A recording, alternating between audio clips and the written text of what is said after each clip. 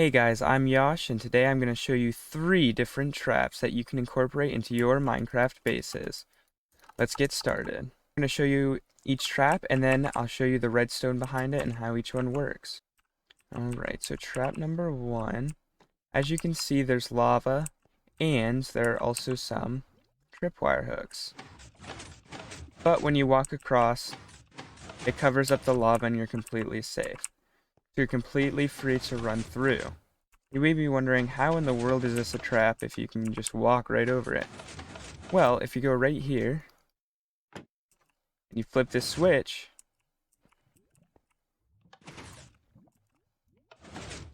boom, it opens up into a lava trap. So if somebody's chasing you, you can sprint across here, and you're safe. They see that you're safe, so they start running across. But as they run across, you flip the switch.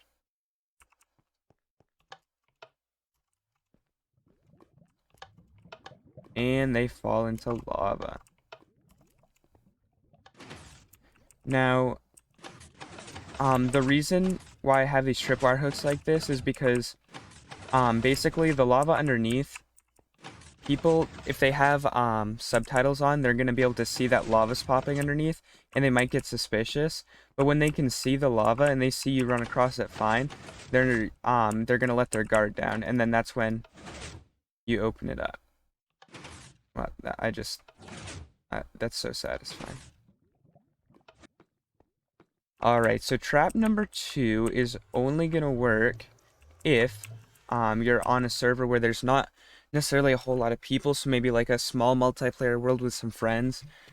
Because if there are lots of nether portals around, then they'll have another escape, and you'll see what I mean in a second. But let me go into survival. Alright, so imagine you're being chased by somebody, right? You sprint into your nether portal. You come through here, you flick this lever. You sprint out here. You aim up at there. Throw your ender pearl. Boom, land over here. And then go through.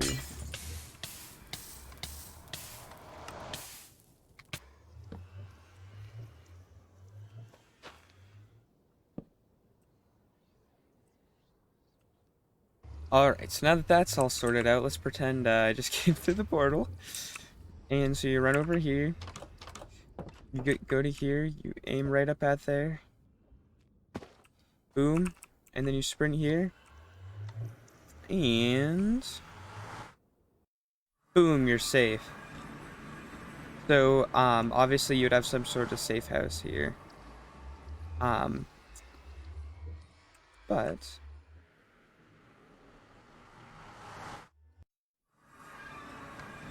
basically, if they were in the nether for that to load, you're gonna watch and see that lava is gonna come out. Unless it doesn't. You're gonna see that lava is gonna come out.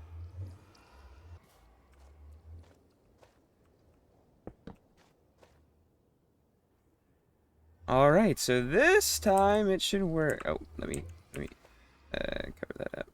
Can you see that? That's not there. Please don't light me on fire. Woohoo! Okay, finally it worked. So now if we go back through.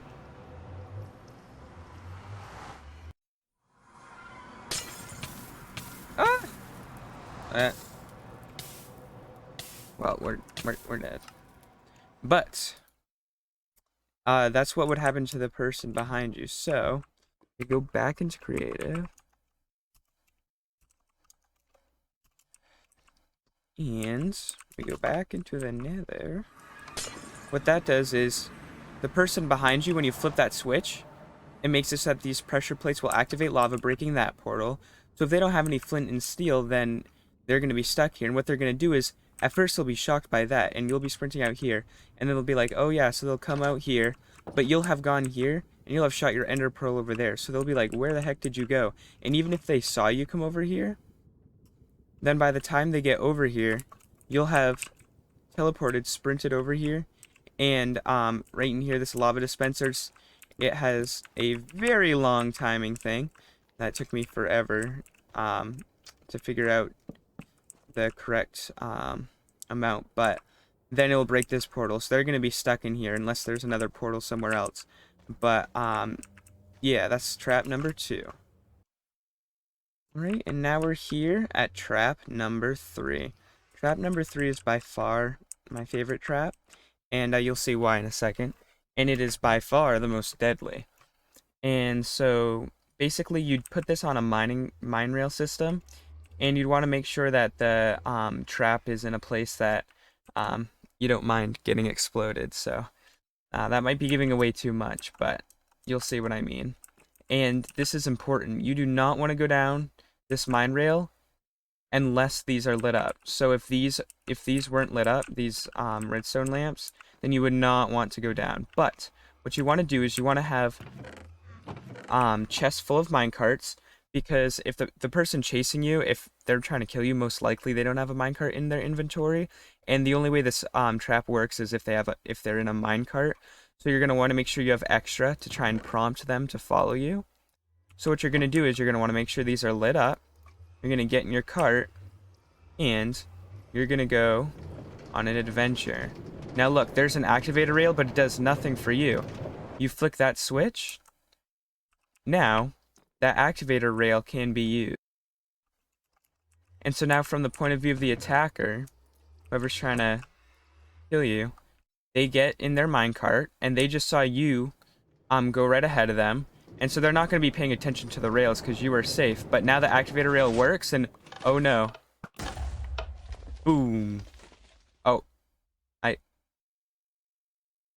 Oh no, I wasn't in survival. That was going to be so satisfying to watch.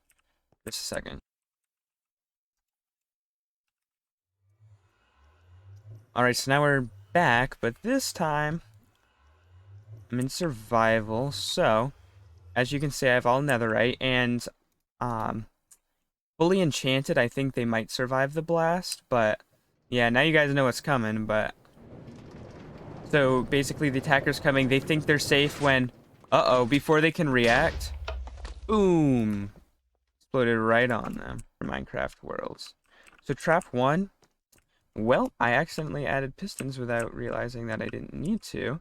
So it's literally the only pistons are well, they're these pistons for the tripwire hooks, but if you didn't if you didn't have tripwire hooks here, you'd have to have these pistons here hidden and run the redstone to them as well. But I just prefer having the tripwire hooks. And but when I go like this, you can see there's a piston under there, and when I flip the switch, then it deactivates them, and it does that for both sides. So both sides are exactly the same. You can see this piston here pushes this block, right? So the reason for the extra set of pistons behind them is so that when I turn this off, these pistons pull the front pistons back, which deactivates them, but it leaves these blocks along the edge, so it still creates a nice edge. So that's why there's the double pistons on each side. So you want to make sure, just mirror this on the other side. Basically, piston in front of piston with a block in front to go out. And if you would like a more detailed video going over each and every single step, then make sure to leave a like and subscribe. But I think this is pretty simple, so yeah, it's literally just redstone going all the way to some pistons. Number 2, which is in the nether, is right through this door. So this lever, what that does is it, when you flick it up, then it breaks the portal by dispensing lava, and then you can pick it back up. When you turn it down, then nothing happens when you go over these. So if you come back here, then literally all it is the pressure plates are right in front over here. The redstone signal goes underground. In this block right here, there's redstone coming up these steps. So when you flick that lever, it extends this piston, which puts this block here, which blocks the redstone signal, which makes it so it can't dispense. But when that block is moved backwards by the piston, when you flick the lever again, then there's now a redstone signal. So, you know, if I broke that, it brings it back, creates redstone signal. And then when I power the piston, there's no longer a redstone signal there. So, that's what that is. So that's why... Oh. So that's why you come through, nothing happens, you flick this switch, they're going to run through, not really look at the ground, plus these blend in pretty well anyway, and then it's going to break behind them. And then you come over here, and I put that up there just so, you know, you could be quick and accurate, because if you're running from somebody, then you want to be super accurate, and it's a really obvious block. But, you know, you run over, and let me actually get one. You get your ender pearl, and I made it so you basically aim at the center. And then I created this, as you can see, when you're over here, it's hard to see, but you're gonna land, boom, right here, sprint through. And what this is this is just a longer relay version of what we built over there. So this, if you look in the back, it's literally just, you step on these pressure plates and the redstone signal goes all the way around. And the reason why it needs to take so long is because when you stand in the portal, you sit there for a while waiting. So if it immediately went, it just dumps lava onto you, as I found out and kept dying. But, yeah, so that's why you go through and, it's not going to load this. So, like, if you go through on your world, but nobody's in the nether, it's not going to load the lava till after you come back through. So you might want to watch out for that. So, just make sure that they do actually follow you, but I would make sure that this portal leads to some sort of armory or maybe some sort of other trap that you can, that way if they do try to follow you and they do have flint and steel, then you'll be safe. But that portal's gonna break, this portal's gonna break, so if they don't have flint and steel, then they're gonna be stuck in the... Right, and then for the final trap, trap number 3. This is my favorite by far. So if you come out to the side, this is the drop chamber, and I have this area just open simply so that you can see you could see the explosion when I fell through, because otherwise it would be pitch black. But basically there are all these tripwire hooks right here, which let me actually redo those. So each time it explodes, you're gonna have to reset these hooks, and also because these blocks are removed, you're gonna have to replace the railway. But if somebody's about to kill you, I'd say that's a pretty fair price to pay. But and then right here, also the dispenser. Let me quickly replace that. So you need a dispenser with some arrows. And the reason why there's the dispenser with arrows is because the explosion that we used is actually an end crystal. And end crystals will only explode if something shoots them. So I'm gonna wait to put that in because I don't want to explode it. But you basically fill the dispenser with arrows and you place the end crystal right in front of it. See, look, if I fall on this, it's not gonna do anything. But what happens is I timed it so that as they fall, they hit this whole entire row of tripwires, and I made it so that they fall directly on top of this, and it explodes at the exact second that they land on it. So it is very, very deadly. Oh shoot! And as you can tell, the tripwire system works pretty well. So as far as the mechanism for the tripwires, this just leads to all the tripwires. Some of them I have. There's probably a better way to do this, but the tripwire sends signal that way, that way, that way, that way, that way, that way. All the tripwires send signals, and all the signals run together. Right signal runs down here, goes down the stairway, and goes... Oh, lots of arrows from the explosions. It goes right here. The dispenser goes right there, and shoots the arrow right out there. And as far as timing goes, It completely depends on your base. So if you want them to fall really far down or really short, you want to adjust the time by either adding more repeaters or changing the frequency. There's a bunch of stuff you can do there. But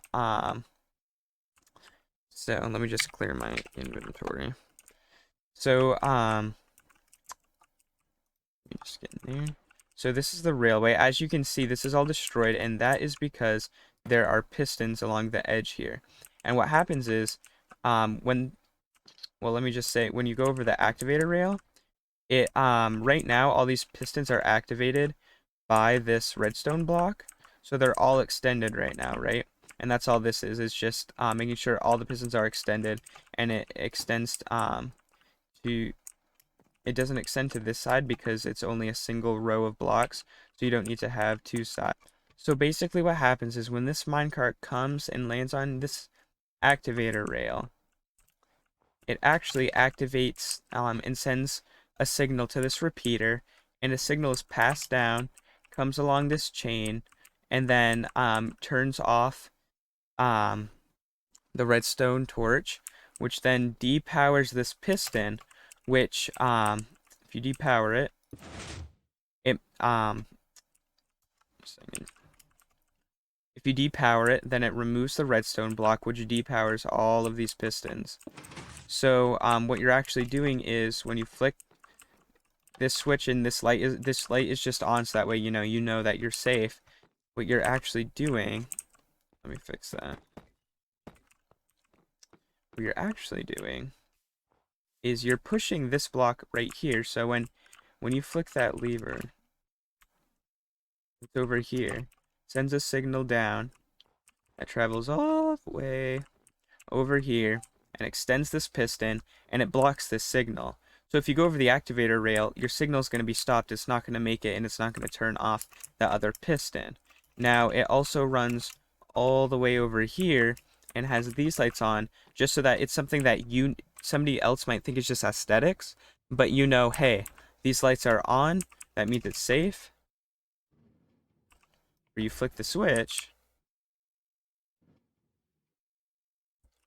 and you see, oh, these lights are off, I can't ride a cart down. Now, the nice thing is, if the lights are off, even though it's going to be trapped, then you can actually just walk down because it's not going to... Oh, that was... Really? You can actually just walk right over it because it's an activator rail. It needs a cart. So it's the cart that makes it go down right into here. Alright guys, thank you so much for watching. If you saw anything new that you've never seen before, or any traps you'd like to incorporate into your base, then please leave a like and subscribe. And if you want to see future content, then also subscribe. And if you have any video suggestions, make sure to leave them in the comments.